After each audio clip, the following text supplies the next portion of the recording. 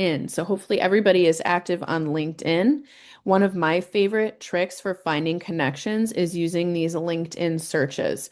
So when you're logged in and you can go right to the search feature there, it'll help you find connections by searching company names. So the first thing that you would want to do, definitely make sure that you're connected with all of your board members, your staff members, your volunteers, your donors. Make sure you're connected with everybody on LinkedIn because if you're not connected, you're not going to be able to see any shared connections with those people. So first step, make sure you're connected with everybody. And if they are secondary connections, LinkedIn will show you who the connector is, who your mutual connection is.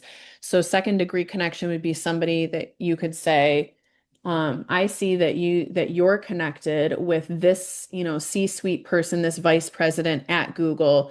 Can you make an introduction for me?